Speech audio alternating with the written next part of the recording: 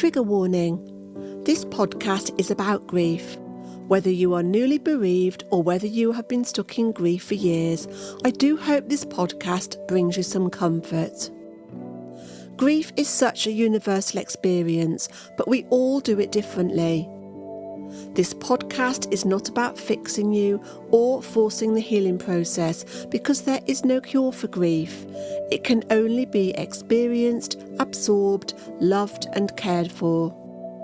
So whether you are doing it privately behind closed doors or like me, you are kicking and screaming your way through, let's support each other.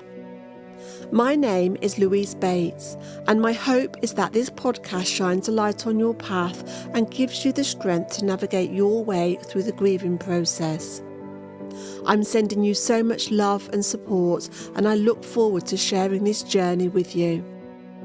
Hello and welcome to this episode of A Gift for Grief. And today I am honoured to have Vanessa May as my guest. Vanessa is a writer from London. She works as an holistic grief coach and certified grief educator. She also works as a nutritional therapist, well-being coach and spiritual life coach. After losing her son Harry and her husband Anthony and her father in close succession, Vanessa dedicated herself to helping others see that survival and even meaning are possible after unimaginable loss. Known for her raw honesty and compassion, she offers comfort and service for others going through grief. As a bereaved mom and widow, Vanessa's message isn't about moving beyond grief, but about learning to live alongside it, carrying love forward and rediscovering meaning. Through her writing, speaking and coaching, she offers compassion and guidance to those seeking healing after loss. So welcome, Vanessa. Thank you. It's nice to be here. It's lovely to have you here. Now, I've been on your amazing website. I've read about your story. But before we dive into your journey through grief, could you share a little bit about yourself and what you do? Well, you've summed it up so well. I couldn't put it better. I mainly work now as a holistic grief coach, supporting all types of loss, really. But as a bereaved mother and a widow, I do seem to work with bereaved mothers and widows a lot. And it helps to give me some kind of purpose after the devastation that has occurred in my life. I lost my son, first of all, as you know. And then 2 years later, I lost my father, followed 3 weeks later by my husband, which was an enormous shock. My husband had just been the person that held me up after Harry, my son, died. And I was a mess, really. And so I became quite reliant on him. So when he died, my life was just thrown into total chaos, and I just didn't know how I was going to survive. After Harry had died, I tried to find a therapist, a counsellor, alternative therapies, whatever, and I couldn't find anything that touched the sides. And you probably know this. And I had lots of tricks of my own, as a nutritional therapist and a well-being coach, but some things you know, it's difficult. Later on, they support you better, but initially there's not much you can do. So I was just devastated. I was very close to Harry, and he died unexpectedly, suddenly, as you know, and we just sort of limped on. And I thought the worst had happened. And it had. What was he like? Can you tell us a little bit about Harry? Oh, he was lovely. He was very tall, very blonde, very handsome, funny, nightmare teenager, I'm not going to lie. He died at 24, but he'd sort of come out of that phase by then. He was a musician. He was very creative. He was quite messy. He could drive me mad, but he was so loving. His heart was huge. And they often say, and you'll probably relate to this, but they often say those that die young are kind of special in some way. They they tend to be very sensitive. They support the underdog. They're kind. They're old souls, and I really came to believe that very early on. That I mean, I knew all those things at the time, but it took his death for me to go, oh gosh, he was all those things, and yeah, the good die young, they say. So yeah, he was a beautiful soul, is how I would put it. He sounds amazing, and I think our boys would have got on with each other because our Matthew was also a musician, I also know. very Yeah. blonde and lovely and sensitive and all of those things. And they're probably up there making music together as we talk. Who knows, eh? Yes, they're probably listening to this podcast going, look at our mums. Yes, I'm sure. I do believe in all of this. So, yeah, I think we'll talk more about that as we go on. Okay. But was it your own experience of grief and trauma that guided you into this work, or were you already working in the field of grief before this?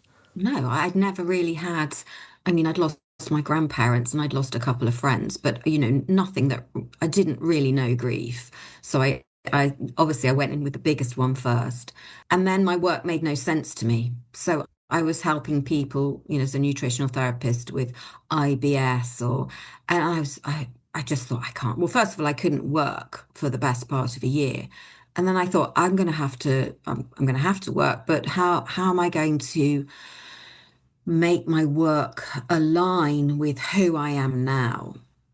And so, because I was a coach and I spoke to my coaching mentor, and she said, well, we did cover bereavement. You could do some more training and then become a grief coach. And that's basically what I did. And of course, I called myself a holistic grief coach because I got nutritional therapy. So as you probably know, the amount of the way grief affects the body is completely underreported, not known about. I mean, it's becoming actually a little bit more out there, I notice on social media, but the nervous system is completely screwed, basically. I got stuck in fight or flight. I couldn't sleep, I couldn't eat, I couldn't stop shaking, and that was went on for quite some time. But the damage that it caused to my nervous system was quite extreme. I think everyone's different and to different levels, but the shock, it was unexpected. Yeah, and my body didn't cope well, and I thought, so I won't be the only one. I can use what I know to help others. And then, of course, I discovered breath work, which I already knew about, but I needed that big time somatic release. The body keeps the score. So I went on this learning journey because that's kind of what I do. So I was reading nonstop about grief, about what grief does to the body, about trauma, because trauma is a huge part, as you will know, of child loss. And then for me to then I was diagnosed with PTSD, and then my husband died, suddenly, unexpectedly, and I got another assault to my being, and the PTSD. I still have PTSD. I mean, I function, but it's a work in progress. So yeah, so I'm very comfortable now working with the worst losses. Nothing phases me. You could tell me the worst thing about somebody you've lost, and I will get it. And I think because of my experience of not finding a therapist or counselor that was any use at all, I Mm. thought I'm going to have to be that person for other people because I want to be who I needed. And that's also why the writing came about, because I felt the need to process my own grief and trauma, but also I thought maybe this will be helpful to other people, which I'm sure you had the same journey with that as well. Do you know, you show that life can go on even after loss. You've had loss on top of loss on top of loss. And as a bereaved mum and a widow, you have experienced more grief than most can even imagine. Yet you continue to live and find purpose. You're proof that you can keep going, and that's going to really inspire other people. But can I just ask, what is the difference between a certified grief educator and a holistic grief coach? I sort of do my own thing, really, to be fair. I work quite intuitively. I use the tools that I already have. And the grief training was with David Kessler. You know Oh, David Kessler? I love David King of Kessler. grief, Yeah, basically. I mean, and he's amazing. So I did his course really just to give me some more tools. Um, yeah, and it just sort of bolstered what I was already doing. And what was interesting, he has an awful lot of counselors and therapists on his course because they didn't feel that they had enough grief education. So he's educating now, filling in the gaps for yeah, therapists who, it's admirable. They want to, they recognize, because that was my experience. But the difference between perhaps grief counselling or therapy and grief coaching, I would say, is that coaching is much more interactive. So, yes, you can tell me your story and I'll be there for you, but I will also give practical tips. We might do tapping or breath work in the session. I might suggest some supplements. Who knows? It will depend. I work very organically with the person I'm working with, but I think sometimes in counseling, grief counseling, you just get a bit stuck. You're sitting in a pool of and anguish basically, and coaching tries to go, okay, yes, this is terrible. I'm not going to take that away from you. You're in a terrible situation. You've lost your child, you've lost your husband, whatever it is. But you know what? Let's see what might help give that a cushion, because I will never sugarcoat somebody's grief, because I think that I hate toxic positivity. I hate spiritual bypassing. I really do believe, having been through I'm like, I'm not going to pretend this is easy for you. It's not. It's terrible.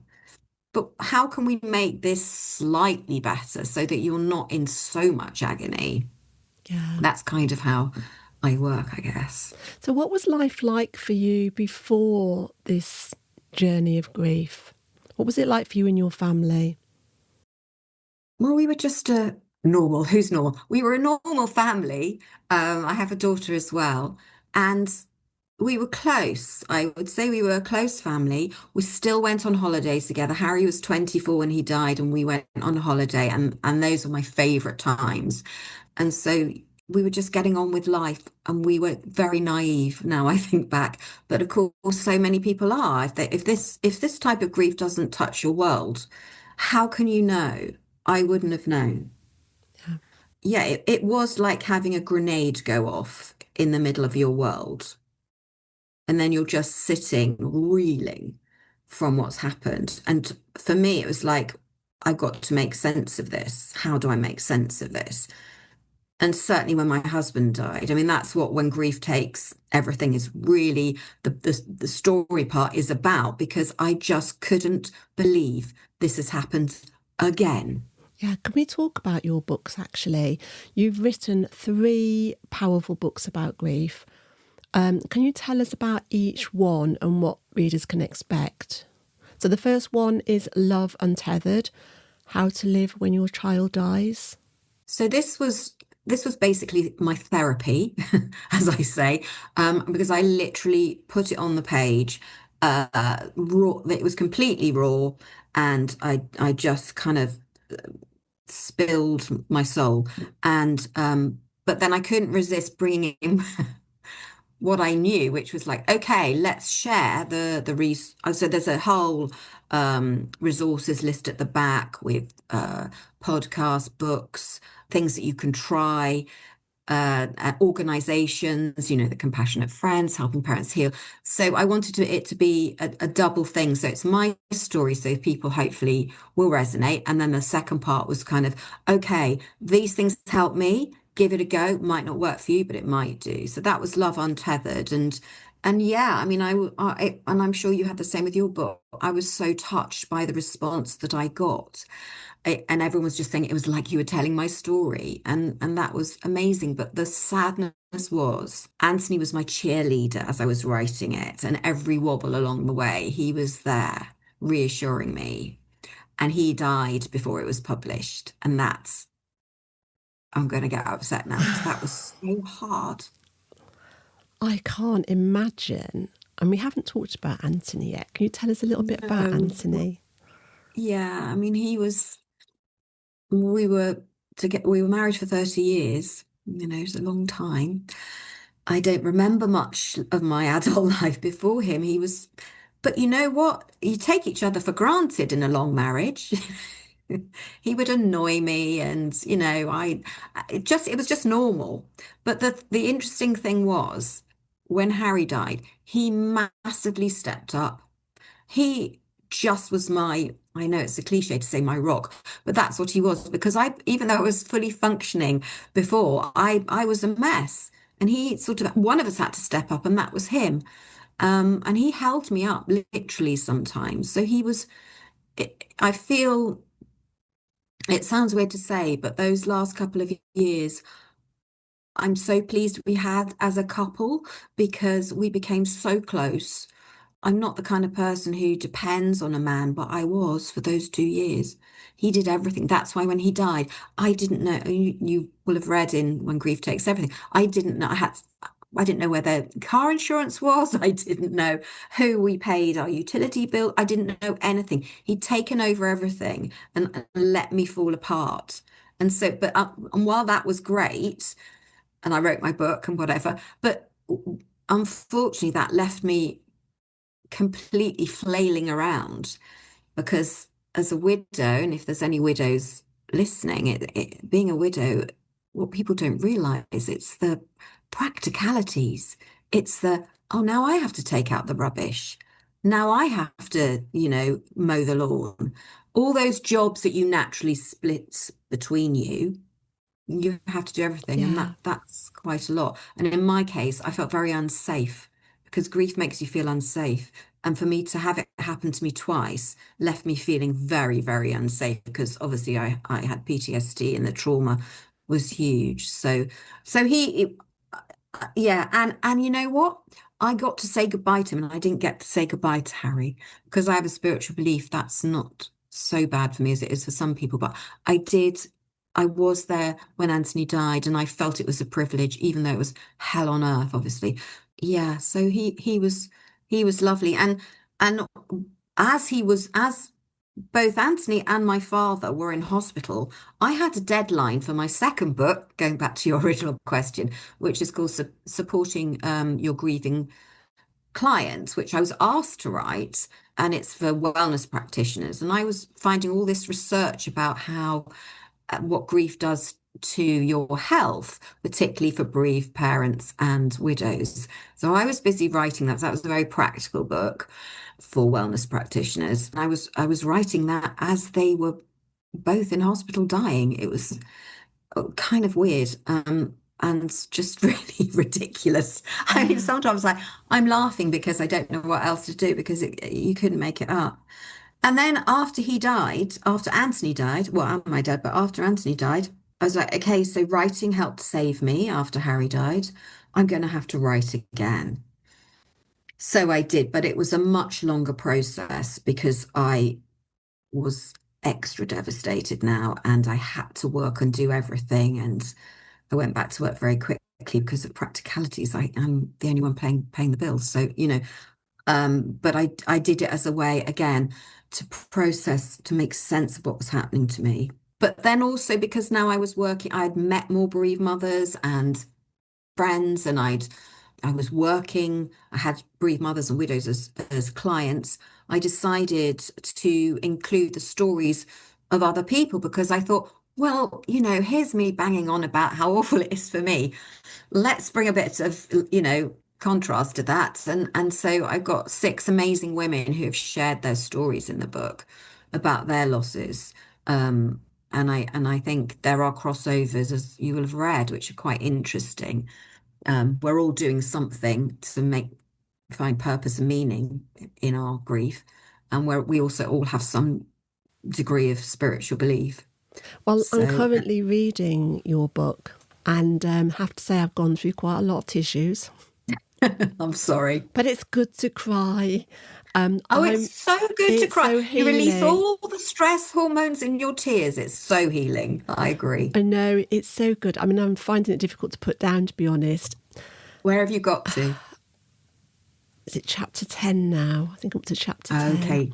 You're So still reading my story. I'm Okay. still reading on your story, but the way you write really invites the reader to get a good insight into what you and your family went through. And I feel like I'm there every step of the way in this book. And so much of what you share resonates with me. So I imagine, like you say, the writing is healing you. What inspired you to put it into a book and share it with the world? Well, when Grief Takes Everything was sort of a bit of a no-brainer because I'd written Love Untethered. So it can be read completely as a standalone book, but it's sort of a sequel to Love Untethered. So because Love Untethered is the first year after Harry died. And when Grief Takes Everything picks up the story at Anthony's death. So it is a sequel. So it's my story of loss, basically.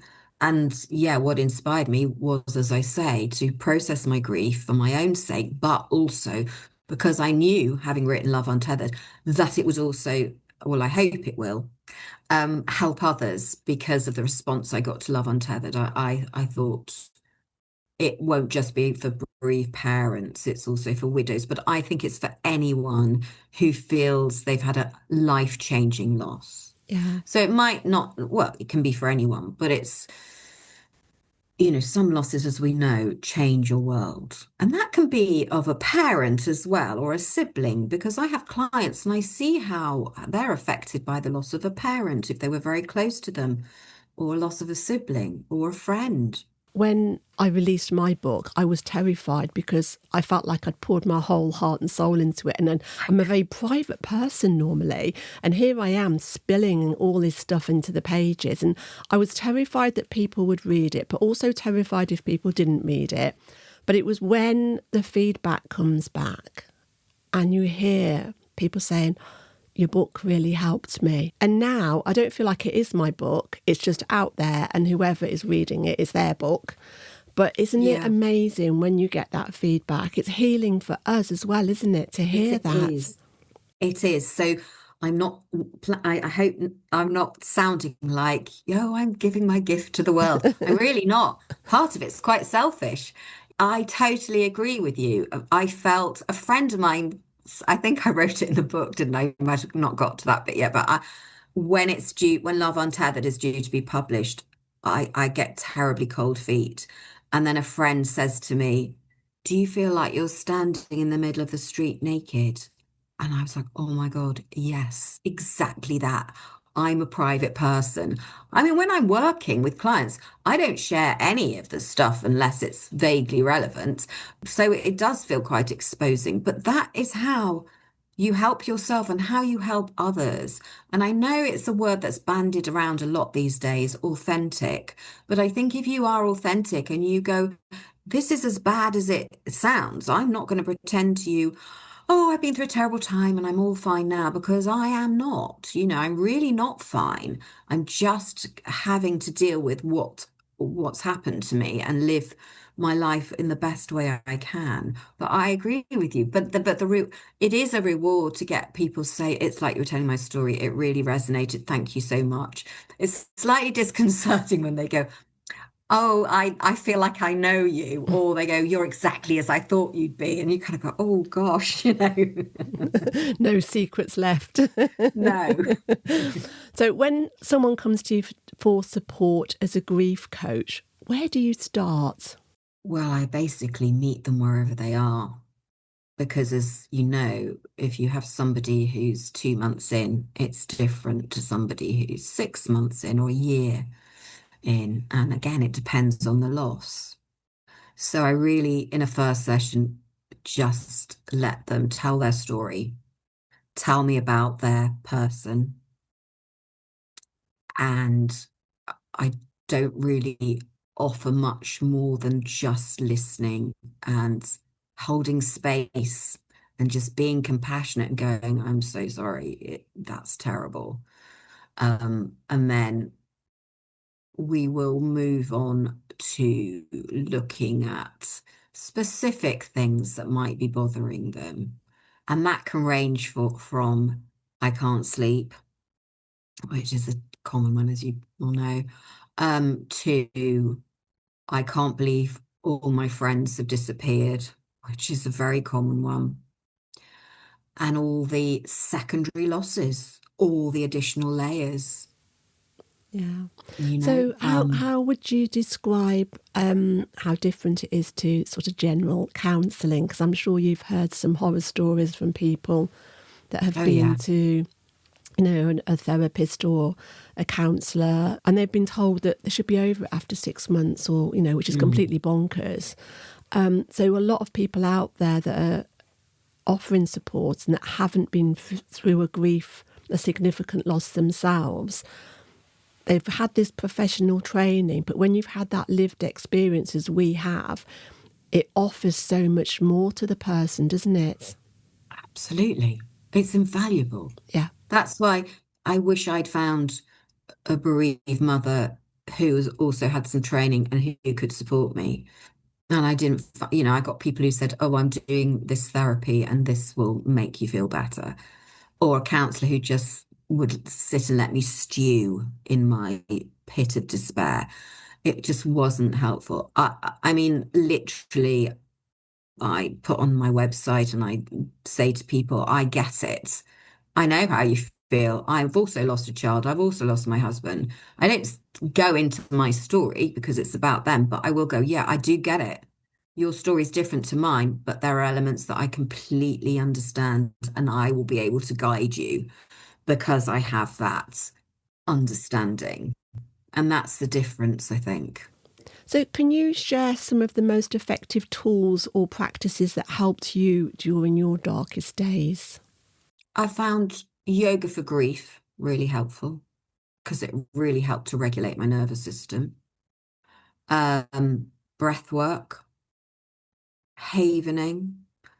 I had EMDR after Harry died and it wasn't helpful, but I do write about it again in When Grief Takes Everything. And it was quite harrowing. I don't know if you've got to that bit, the EMDR. It's interesting. I'm looking forward to reading that because it's one of my tools in my toolkit that I use with my clients Right. when it's appropriate. It's not something that comes out very often, but it has been very helpful. So Yeah. I'm looking forward Yes. to reading that. I think that's helped me, but the therapist said you can only choose one loss to process. So Oh, oh, yeah, okay. I know. That's more So, about the therapist than the EMDR, well, probably, isn't maybe, and it was the it? NHS, and she said we've only got 6 sessions, and I was like, oh God, no pressure then. But then I'm having EMDR currently. I think it is a good tool, but I don't think it's the. I think what I was naive about, I thought there'd be some magic wand out there. And I actually thought, I'll, I was quite naive after Harry died. I mean, whilst I say that, whilst being absolutely devastated, in thinking that somehow I'll be able to make a life and I'll have Anthony by my side and my daughter and I'll just do it all in honor of Harry and I'll help others and then when I lost Anthony, I think that was just like brought me to my knees, and I couldn't get up, and it was literally like, the rug was pulled out from underneath me, and I thought I lost I lost all hope. I had hope after Harry died, in amongst it all, but I lost hope. It's so much worse because I've lost Harry. Losing your husband on top of you is just so much worse. I was like, who am I grieving here? Who am I grieving here? I don't know. And they would merge and then they'd separate. And it was very, very difficult. Yes. So, yeah, so apart from your books and the work that you do, can you recommend any other books, films, podcasts, or groups to support people? Well, obviously, The Compassionate Friends for bereaved parents is a really good. I think they're great. Um, and Helping Parents Heal, which is an American organization which is for bereaved parents who have a spiritual belief that they still have a bond with their child. I think David Kessler's book, Finding Meaning, is great. I think Megan Devine's book, It's Okay That You're Not Okay, is a really good one because she literally tells it. Her first line is, "This really is as bad as you think." Yeah. And I know people want to kind of go, "Oh, let's not, oh no, don't be silly, you'll be all right." It's like, no, tell it like it is. You know, and after two losses, I'm really like, no, no, let's just tell it like it is. Let's not pretend this is an easy path. It is not. Yeah. Yeah, I love her work. So, if someone listening to this episode who is in the very early stages of devastating loss, what words of hope would you like to share to help them loosen or lighten their grief in some way? Well, I would say don't go, if you can, to the unknowable future, because you go to, how will I survive? How will, I literally think you have to take one day at a time and sometimes 1 hour at a time. I remember, particularly after Anthony died, just going, I'll just get through till lunchtime, just get through till bedtime, just get through to tomorrow, the end of the week. Don't think about surviving, staying here, whatever I was feeling, because I didn't want to be here. I really didn't, and I'm very honest about that, um, because it was so, so painful. But the other thing I would say, which is a little bit more hopeful, I would say death ends a life, not a relationship. The one thing that is saving me is believing that the soul lives on, that they are still with me. I feel both of them. I particularly feel Harry when I'm working. I've been told he's one of my spirit guides now, which I like to believe. You know, who knows? I do say, if I've got it all wrong and when you're dead, there's nothing, then I go, well, okay, I'll have a nice rest. And at least, but this belief has got me through because it does, it saves me to feel that they're with me and that I'll be with them again. And so I think even if you don't have a spiritual belief, you can still continue your bond with them because love doesn't die. That's And so, I love that. Absolutely love that. In fact, I'm like my podcast to sort of have a spiritual undertone, and I hope that it doesn't put anyone off listening, because I genuinely want to speak to everyone, wherever they are on the grief journey and whatever belief system they have. And I often think about atheists, for example, especially when we talk about a lot of, about the afterlife and signs. I respect, the belief that they have that there's no afterlife. So I really respect how atheists insist, instead of finding comfort in the idea of an afterlife, they often focus on the lasting impacts their loved ones had on the world.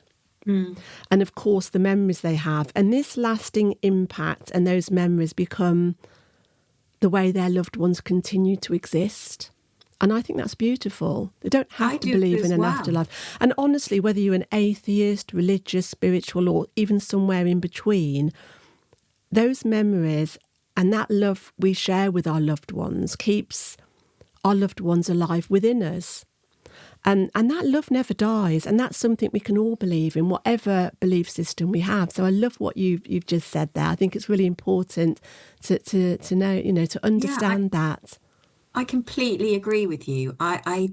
Because obviously I work with people who don't have a spiritual belief, and I go, that's fine. I never impose my beliefs on other people. I do share what I now believe, but I don't expect anyone to agree. And as I say, I really do think that if I've got it wrong, oh well, it just helps me. And I'm all about finding ways to help yourself through this. But the continuing bond theory can be a spiritual bond, which I believe it is. But for other people who don't, I go, well, you still have the continuing bonds theory, whatever you believe, because that relationship, death ends a life, not a relationship. I would say to a bereaved mother, you'll always be her mother. She'll always be your daughter. You'll always have that love that hasn't gone anywhere. So, and I always work with how you might honor your loved one. What do you do? What sort of whether it's tending a grave, planting a tree, a bench, or whatever, things that's how you also continue your bond. I do think that the more devastating the loss, it's possible that you will be opened up to questioning why this has happened, and trying to make sense of it leads you to, I just can't believe that this would be it. I cannot believe this is it. Because I at one point I thought, well, I must have been a mass murderer in a previous life to have this amount of pain and grief. Um, I don't know, but I do believe in soul groups, soul contracts. I have gone down that road, and I do write about it in When Grief Takes Everything. But again, I say, if this doesn't resonate, just scroll on past this bit. Just Yeah. There's plenty in the book that isn't about spirituality. But when I'm talking about myself, I do share it, and I do share concepts about the afterlife, concepts about soul contracts, and I recommend books if you wanted to explore that. But equally, you don't have to. I'm certainly not going, this is the truth. This No. is my truth. Everyone has to find their truth. Absolutely. And spirituality has been a massive support to me personally. And I know it plays a huge role in your life. How has your perspective on life and death evolved through your experiences? Have you always felt like a spiritual person, or have these experiences brought it out in you? I think I always was on that. I mean, things like, in my 20s, I was reading Louise Hay and Yeah. and reading books of that ilk, as it were. And I certainly wondered, but I didn't really have to question it because I hadn't had a loss, so I hadn't had to question, where has that soul gone? So it massively exploded for me and was very much part of my trying to make sense of why I had lost my child, why he had died. And then I did go to mediums, which I caution because I think you've got to be very careful who you go to. But I was lucky in finding some good ones. And so I did feel that they gave me evidence that, rang true, and they couldn't possibly have known. Um, but I think, yeah, it's just it. I sort of can't go back now. I can't put the genie back in the bottle. No. I'm on that path. I 100% for me believe that Harry and Anthony are around me. They're right here now, most likely. I talk to them, because I live on my own now. So I talk to them like a madwoman because because that's my life. But yeah, I just strongly believe and this is where it gets difficult for people, because I've come to believe that we chose this experience for our soul growth. And I know that's a difficult concept for lots of people, but it sort of makes sense to me that, I'm learning from this. I don't want to. I don't like it. I'm rebelling against it, but I'm now helping others. That's always meant to be a spiritual path, is to be of service. I don't think I was doing that in my early life, particularly. When you're younger, you're quite, doing what you want to do. So I feel that's put me on a path of service, to coin a phrase. But and yeah, I mean, I think I was always very sensitive. I felt things very deeply, but this is a whole other level. And that's how I just make sense of it. That's how as I say, I could be wrong, but right now it's helping me to survive, is to think they're around me, their souls continue. Energy can't die. You had Einstein, Carl Jung, they all believed that the soul continues on. Yeah. And I'm totally with you on that, especially with the soul contracts. We talked about this before we incarnated into this physical body. Yeah, And it makes sense. It's almost like this earth is like a school for our soul, and we go through exactly. these experiences because we need to experience all of these different emotions and sensations and feelings and Well, I should experiences. say for people who are kind of going, what are they talking about? Apparently, from what I've read, and I do recommend some really good books actually at the end of my book. When we're in spirit, or however you want to whatever you want to call it, we are not. We've forgotten what it feels like to be human. We're not so connected. So we go, yeah, I'll take on the loss of my child. That'll speed my growth. I'll learn so much. You know what? Okay, I'll take that on because we're not thinking with a human mind. So I think we kind of have to just illustrate that people who may be listening and perhaps Yeah. haven't come across, because they'd go, why would you choose that? Why would you choose to lose Mm. your child? Because it's a very good question that we would ask as well. So the only way to explain that is like, well, we weren't making that decision with our human mind. We were making it with our soul, thinking this would speed up our soul growth. I wish I Yeah. hadn't chosen that because it's really tough, but we did. Yeah, I'm totally with you on that. It's not a choice we make as a human. It's something that we choose long before we come into this body. And it's playing out now. And we're feeling it and experiencing it. And we need to feel it. Feeling is healing, isn't it? We can't sort of Yeah. push it down, drink it No. away, drug it away, smoke it away. You know, we need to be in the moment, process it, feel it, love it, and care for it. Yes. And that's how we move forward. And it's always going to be sad that they're not here sharing this human journey with us, but they're still sharing the journey with us. They're just in a Hmm. different dimension, on some different plane or whatever in the ether. I don't have all the answers, but like you, I believe our loved ones are still around and they can come in and visit. And we'll get on to signs in a minute. I hope it's not getting too woohoo for some people out Well, there. it might be for some, but they do say that 75% of bereaved parents believe they've had communication from their child. And I think that's interesting. Yeah, yeah.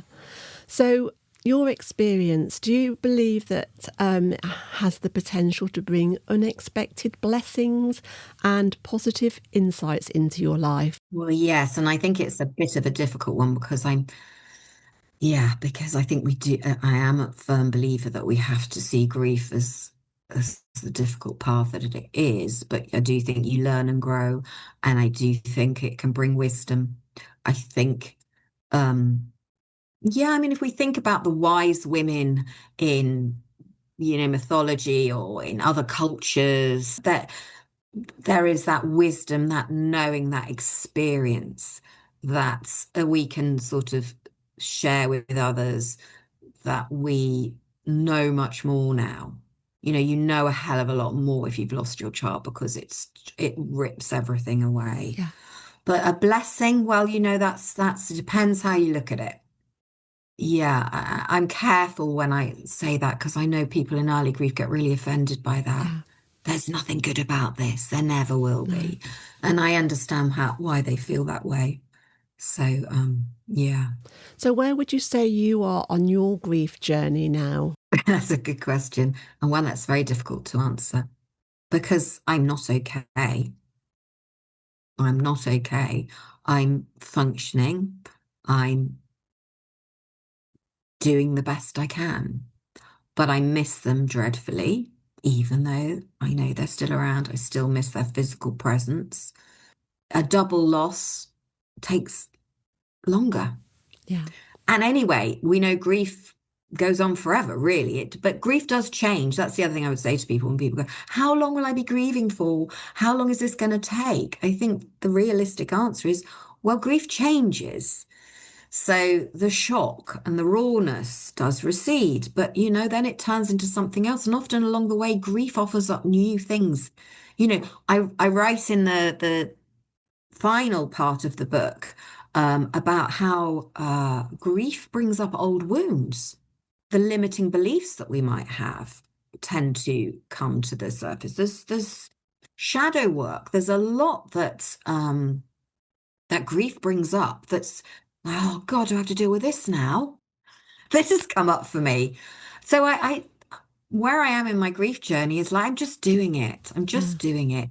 I'm weary. I'm very weary.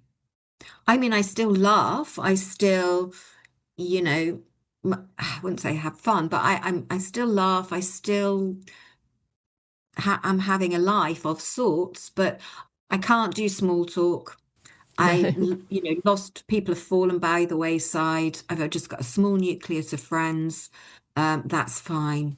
Yeah. I've got my cats and I live alone. What can I say? Yeah. But I'm laughing about that because that's a huge shock because literally only 6 years ago, there were four people in my family. I was cooking for four people. I was looking after four of us. So it's quite a sudden, you know, Yeah. um, shock. It's an Uh, ongoing process, isn't it? And it will it is. carry it with us till, it's our time to go to the next level and to graduate. But we won't be scared of it. And No. bereaved parents are not scared of death. I have no fear of death. When my husband died, he had no fear of death at all. And we just kept saying, "You're going to see Harry. You're going to see Yeah. Harry, Harry." And I kept saying, "Can you see him yet?" And because even though I don't think he could, and I was trying, I think we were too traumatized as he was dying, but I had every faith that Harry was right there going, "I'm here. Yeah. I'm waiting for you." And we will, at the end, we won't be scared. And lots of people are scared of death. And that's a bonus of being a bereaved parent. I think you have that fear's gone. Yeah. Yeah. Totally. I don't want to do the dying bit. I just want to go. Yes, I That would be agree. nice. Absolutely. I agree. But what are your thoughts about the afterlife, Vanessa? We know there Or what is it's one. like, you mean? What are your thoughts Well, I about definitely it? think there is one. Yeah. Something I read, which I found quite interesting, is that a huge part of our soul is apparently over in the up, or wherever you want to, you know, see it, in the afterlife. So I read that only about 30% of our soul is here now, um, which is quite interesting because that means that we're with our loved ones. We just can't, in our humanness, feel it. So I think it's very different. I mean, there's no time or space, is there, they say. No. Another book I'd recommend is Journey of Souls by Michael Newton. Yeah, If you, I've read that one. Yeah. yeah, I love that. I love it. Um, so I think the afterlife, I think we continue to guide our loved ones here. I think there is probably younger souls and older souls, and the older souls probably are helping and guiding. Um, so I think it probably I mean, no, I really don't know, but these are my thoughts about it. And I think it's just there's no pain, there's no fear. I think we have a life review, so I think we do get to see all the ways we hurt people, the things we did wrong. And not that we're punished or anything like that, but we just see how it felt for other people, perhaps, but then again, that's part of our soul growth that we learn, oh gosh, my actions there, that they had a Mm. consequence. Yeah. Um, so yeah, I kind of am looking forward to it. I'm not going to lie, but Yeah. it's not my time yet. You've It's got not my time yet. no, you've got a lot of work to do yet, Vanessa. I've got work to do. And that's what I also believe. And that we all have our time. We just don't know when it is. Yeah. Our So boys didn't need to be here for long. They didn't need to be here for long. no, no. They had short, filled lives Yeah, and left an amazing legacy. exactly. Yeah. So signs. Tell me about Sign. signs. What's the weirdest sign you've ever had? Oh, the weirdest sign. Oh gosh. Well, the weirdest. I don't know about the weirdest. I mean, lots of things like messing with phones and music.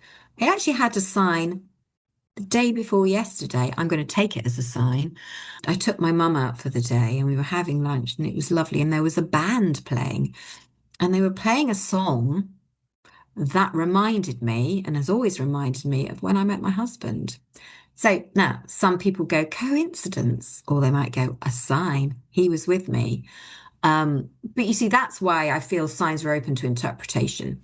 But you because walked past that at that particular yeah, time. It they was could have been meant for playing you to anything. hear that song. Yeah, yeah. So that's my most recent sign. Um, I had a great one on Anthony was still alive. It was on Harry's birthday, and we went for a walk. And I said to Harry, "Please give me a sign today, but I don't just want a random feather because feathers are signs. But I was Yeah. like, I want something a bit more, step up your game." Um, and then we were walking through our local park, and I saw all this white ahead of me on a bush, and I was like, "Oh, what's that? Is it blossom? What is it?" And then it was all over the path. And as we walked towards this bush, it was thousands and thousands of white feathers. It was all over the bush. It was all over people were commenting and going, "Oh, look at all these feathers. Where have they come from?" And I wanted to go, "Yes, my son's birthday today. They came from here." But obviously I went, "I've no idea." And so again, coincidence, did someone open up a feather pillowcase? I don't know, maybe they did. But I had asked Harry and I'd said, "I don't want a random feather." And then that happened. So I'm taking that as a sign. Another sign I actually had was I spoke to an old friend in Canada who I hadn't seen for ages. She'd known Harry when he was little.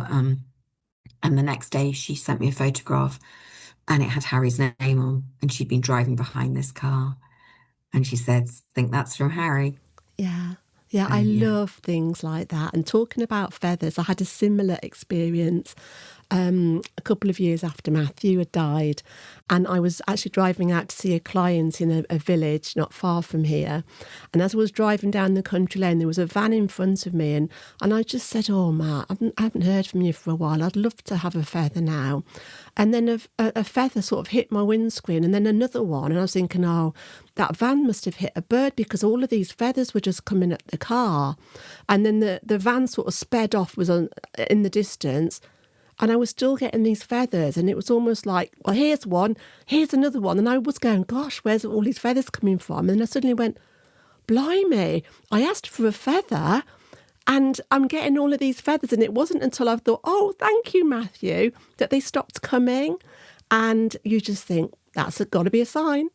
I mean, Yeah, what more can you ask for? But like you have had I know. so many, Well, so yeah, I many little think signs. on the whole, you get more early on because they know we need them.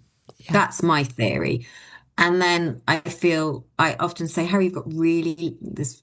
I think this was before Anthony died. I was going, "Harry, you're getting really lazy with the signs." And I felt that he was going, "Yeah, Mum, but I'm here. I don't yeah, need to prove it to you. I could just be lazy." yeah. Because that's how the sort of banter we would have. And I do feel they know. I mean, that's why it was actually lovely to get that band playing kind of a song from when we first met, because I haven't had a sign for a while like that, a very specific sign. And I think it was just a little reminder. But yeah, it's they are it does sort of warm your heart when you get them. Um, Absolutely. Even though we have this belief system that there is an afterlife and they're absolutely fine, it doesn't protect you from the grief that you feel as a human being. no, And isn't it God lovely when no. we get these little confirmations that they're still around, whether it's a feather or a robin or a cloud or a rainbow, or we hear something or the lights flicker, or so many Mhm. different ways that they can, say, I'm still here. Yeah, It's lovely to get those confirmations, isn't it? it is definitely. So I know you talk to Harry and Anthony all the time, but if you could give them a message now, what would you like to say? I can't wait to see you again. Um, but I know that won't be in the way that I want to, which is physically. And so that makes me sad. Um, but it's difficult. It's difficult to know. I would just say thank you for being around me. Thank you for being in my life. Thank you for your love. Um, and I trust that we'll be together again soon in some kind of way, whatever that looks like. I love that. And that's a perfect place to end our episode today. So, Vanessa, if people want to get hold of your books and find out more about you, how can they do this? Well, so just to recap, so probably that there's Love Untapped, How to Live When Your Child Dies. So that's been out for a few years. So that's specifically really for bereaved parents. But When Grief Takes Everything is literally just published. So I'd love everyone to go and buy that and leave me a review on Amazon, please. Um, that's I feel that's developed my knowledge of grief, obviously, because I've experienced more, but I've also had more. I've learned more in a professional capacity as well. So I feel that when grief, and it is I do call it When Grief Takes Everything, a survival guide for devastating loss. Because if you've experienced a loss that's devastated you, I hope that A, you'll relate to my story, the stories of the other women in there, but also that there is some good, solid, practical advice in there and resources for you to follow. So all my books are on Amazon. And my author website is vanessamay.co.uk, which hopefully is quite easy to remember. And from there, if you want holistic grief coaching, you'll find on the About Me, you can click through and find out more about that. But yeah, I just want my books, as I know you do, to help people, and that's helps me. Oh, thank you so much. I will put these links in the show notes so people can check them out there. And there's going to be a lot to write in the show notes because you've shared so much. But no, thank you so much, Vanessa. Your honesty, your wisdom, your compassion are such powerful reminders that while grief does change us, it doesn't have to define us or diminish us in any way. I encourage all my listeners to explore your books and your website. And as always, thank you to the listeners for sharing this space with us. If today's episode spoke to you, I hope you'll share it with someone who might need the same comfort. I'm Louise Bates, therapist, author and your host, and I shall be here next time as we continue to gently walk through the pain and the unexpected gifts that grief can leave behind. By sharing our grief, we carry our loved ones forward and we keep their memory alive. Until next time, take gentle care of yourself and thank you for listening. Thank you for listening to this episode of A Gift for Grief. If you found it comforting, please consider subscribing to my podcast so you don't miss any future episodes. Please also leave a review because it helps others to find the show. Together we can help each other become more grief literate. To learn more about my personal journey and my 2 books on grief, visit www.louisebates.co.uk. The music on this podcast was written and recorded by my son Matthew Bates and can be found on his 2 albums, Fight Back and Kaleidoscope. And finally, if you're struggling with grief or concerned about your mental health, please reach out to your doctor. You don't have to go through this alone. Until next time, be gentle with yourself and thank you for listening.